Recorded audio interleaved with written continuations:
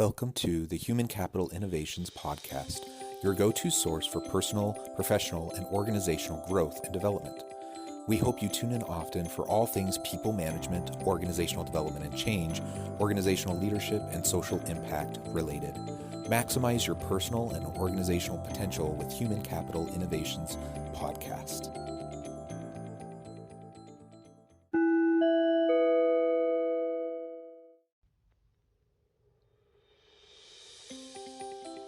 Welcome to the Human Capital Innovations Podcast. In this inspiring TED Talks HCI podcast episode, I explore Patty McCord's recent TED video, 4 lessons the pandemic taught us about work, life, and balance.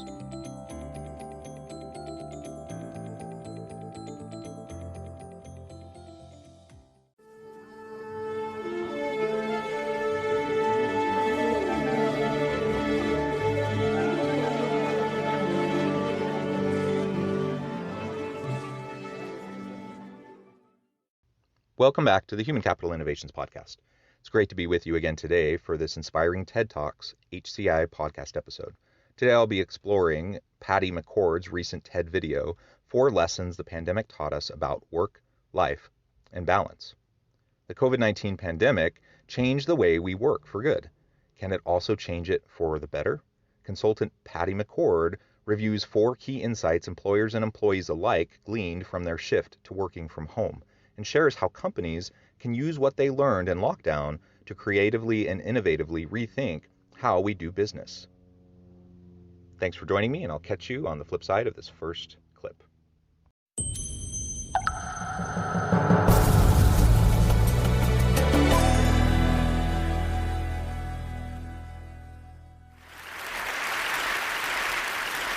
I've spent the last couple of years traveling around the world, giving talks to big corporations and little bitty startups and lots of leadership teams and women's groups. And what I've been talking to people about, I've been trying really hard to convince people that we can change the way we work. But every time I do a talk, somebody comes backstage or follows me off stage and says, I'm so inspired by what you say. It's so great. It makes so much sense, but we can't. We can't because we're regulated. We can't because our CFO says we can't do it. We can't because we're in Europe. We can't because we're a service industry. We can't because we're a nonprofit. And then last year came the pandemic. And the pandemic changed everything all over the world. Service people started realizing that they had to suit up and wear masks and take temperatures and wash their hands. We had to start standing 6 feet apart in lines. We started working from home. We started working virtually. And we started learning all kinds of things because we had to. All that muscle around innovation and flexibility and creativity that we didn't think we had all along. And we now have realized that we can. There's no question that the pandemic has changed a lot around the world. In terms of our lives, our personal lives, but our work lives as well. So the way we work is fundamentally different today than the way it was for most people a year ago. That's not new news to anybody. Everyone knows this, but it is important to reflect on, to think about what life was like pre-pandemic, what work was like pre-pandemic, and what has been good about the shifts that we've seen. And let's critically reflect on those, and let's try to tap in to the lessons learned and the good things that came out of a pretty crummy overall year. If the pandemic is a catalyst to permanently move us in the direction of more healthy organizations with more work-life balance, with more flexibility and autonomy for its workers, then I would say that's a really nice, good, unintended outcome, unintended consequence of this horrific situation that we found ourselves in. So throughout this video, she's going to be laying out some of the lessons learned, some of the lessons she's learned, but I encourage you to also consider some of the lessons you've learned. Because frankly, we're all unique and each of us brings our own context and our own situations to the table. And the pandemic impacted us each differently. So what have we learned? What did we learn right away? First of all, we learned we're not family. The family is the toddler walking around behind you in the Zoom call with the pet. The family is somebody needing their diaper changed. The family is making sure you're taking care of your mom. That's your family. This is your team. And we've also learned that that separation between family and work is become this balancing act. And that when we used to say, well, this is my work home and this is my family home, and those are two completely different things, for many of us, it's exactly the same thing. You're no longer at home and at work. For many of us, work is at home and home is and it's confusing, and it's creating a whole different level of complexity and coordination so that we understand that it's easier actually to work when we can separate the work that we do as a team from the work that we do in our family.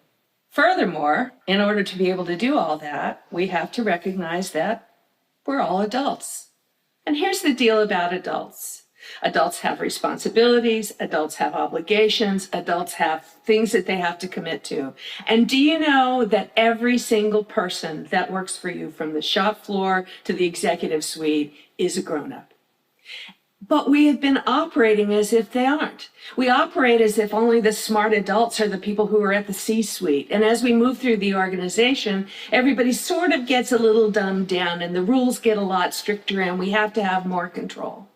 And the truth is, everybody's a grown-up. We can see it now. Everybody has all of these things to figure out and coordinate.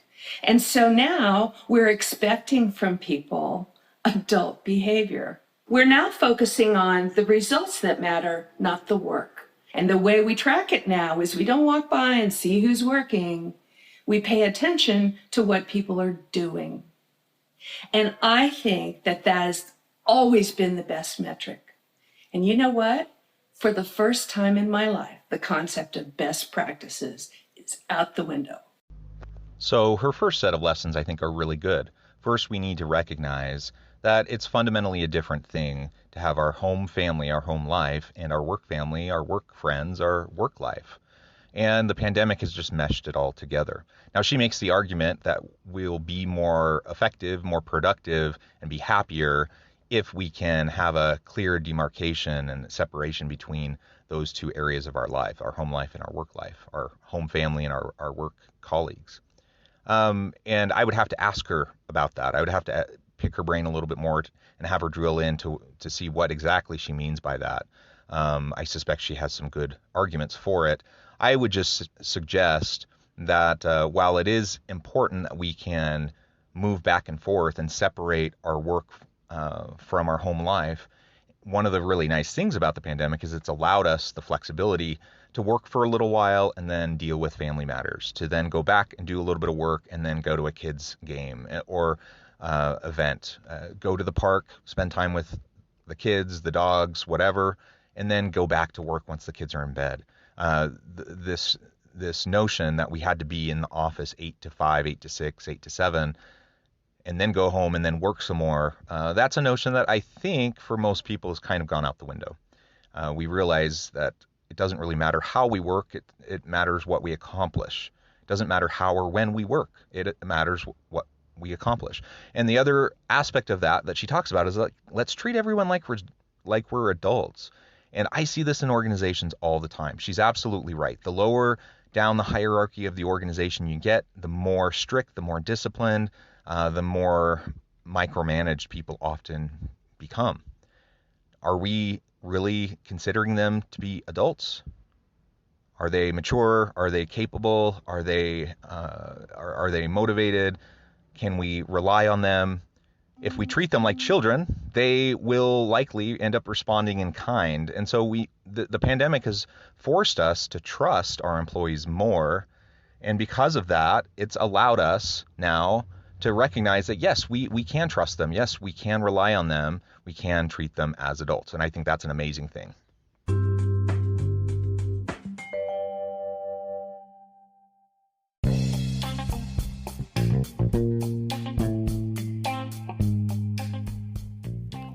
I'm excited to announce the publication of my new book from HCI Press, The Alchemy of Truly Remarkable Leadership: Ordinary, Everyday Actions That Produce Extraordinary Results.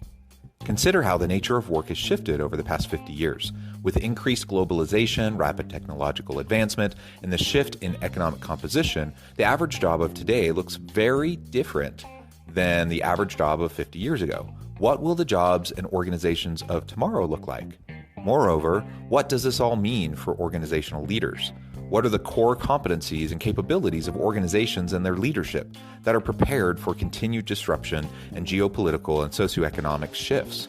Regardless of what the future holds, increasingly, leaders need to be socially minded, data-driven, decisive, champions of talent, and disruptors of the traditional notions of leadership, teams, organizations, and work. The alchemy of truly remarkable leadership will help you to explore your own leadership competencies and capabilities and consider ways to apply and implement them into your workplace and personal life.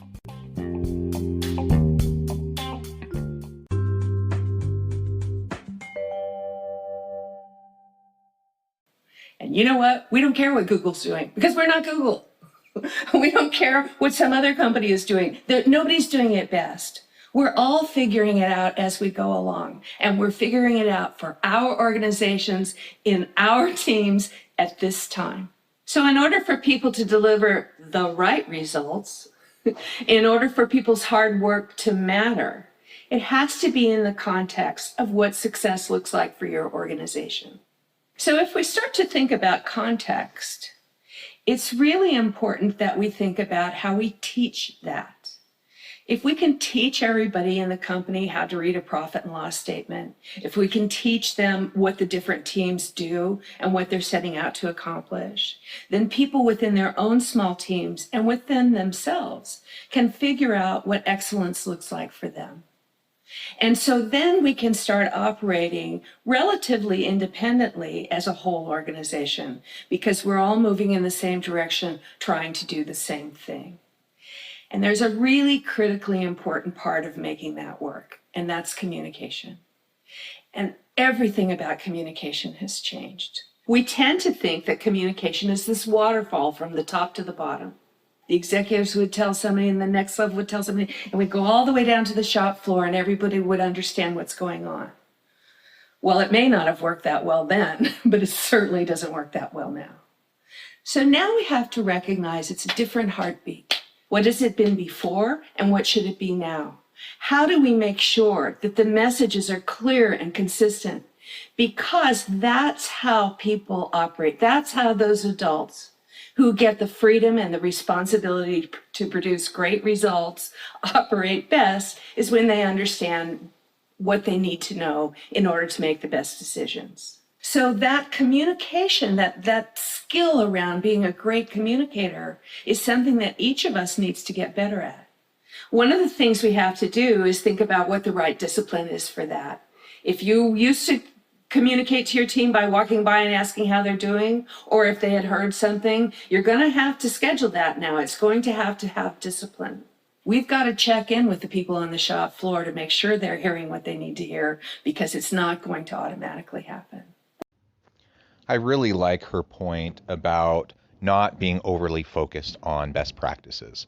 Now, is it good to keep your eye out for what's working in other places? Sure. Is it good to stay on top of industry trends? Sure.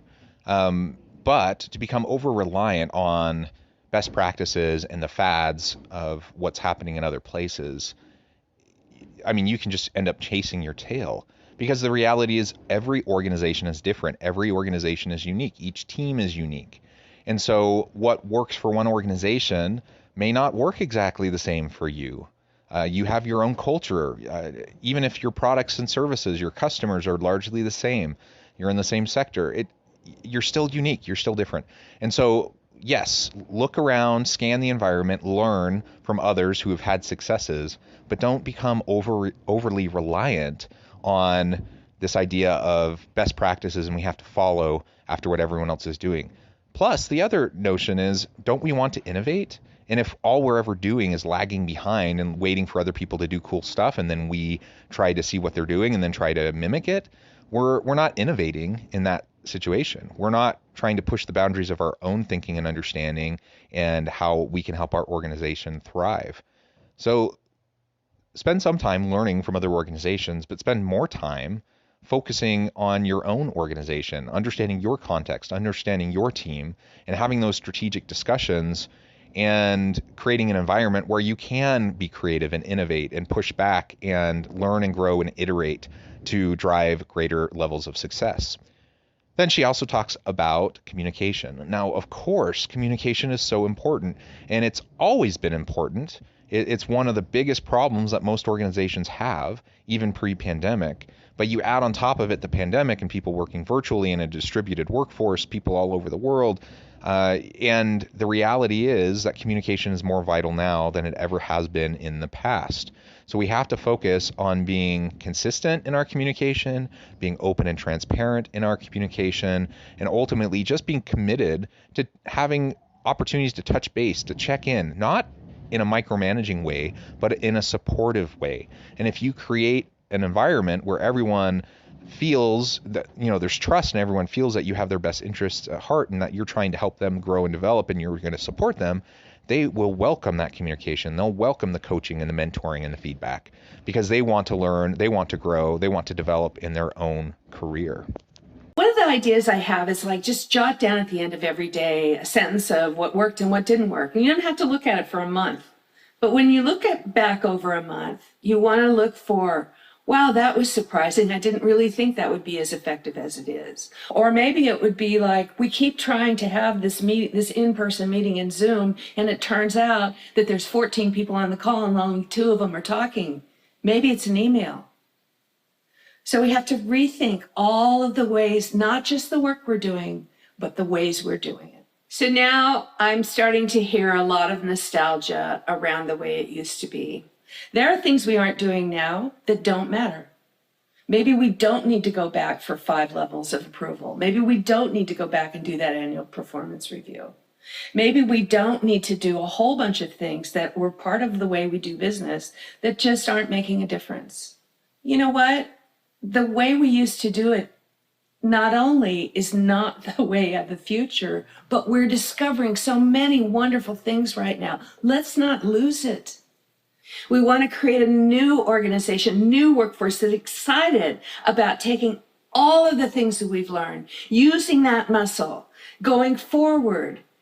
One of the most important things that we can do is realize the things that we aren't doing now, the stuff that we've stopped doing, and not go back and do it again. What if we don't go back? What if we go forward and rethink the way we work? Thank you.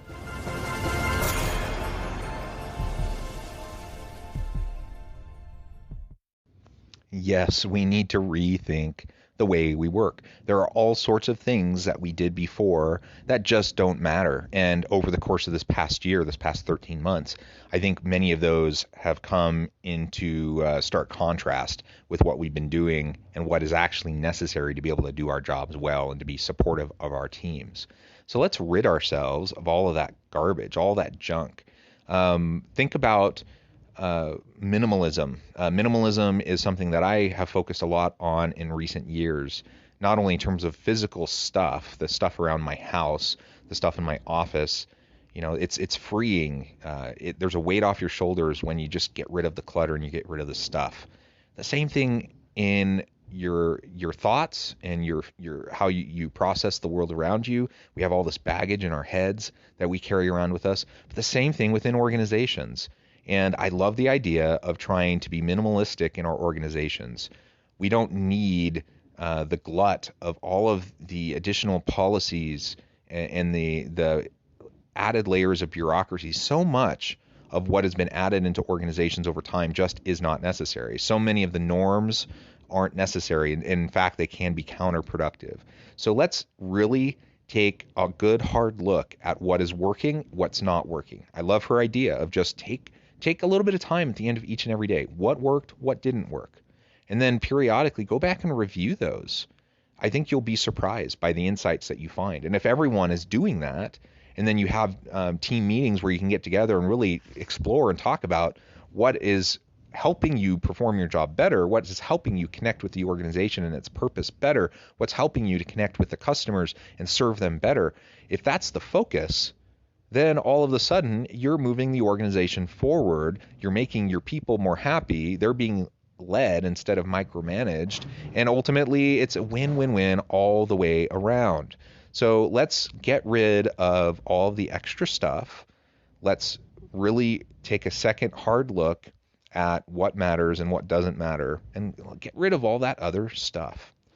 So I really appreciate her insights in this video. She's talking, you may have recognized in the title, it's not work-life balance, work-life balance like we often talk about. It's work, life, and balance. The fact that we need to find balance between all of these, and we need to design work in a way that will actually be productive and helpful and sustainable, and recognize the humanity of our people, recognize that they're adults that need to be trusted, that need to be empowered. And when we can focus it that way as leaders, we can help our people be successful and thrive at work, at home, and that they can find balance between all of their different priorities. Thanks for joining me for this episode of the Human Capital Innovations podcast. As always, I hope you stay healthy and safe, that you can find meaning and purpose at work each and every day, and I hope you have a great week.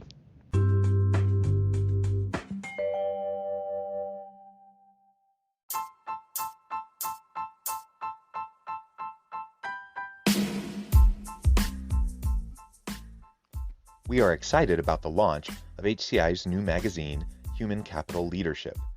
Human Capital Leadership is a free, interactive e-magazine designed to help individuals, leaders, and organizations find innovative approaches to maximize their human capital potential.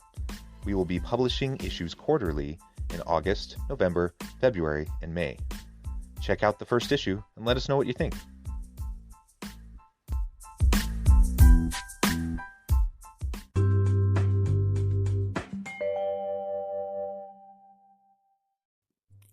Thanks again for joining us for this episode of the Human Capital Innovations podcast. I hope you stay healthy and safe and that you have a great week.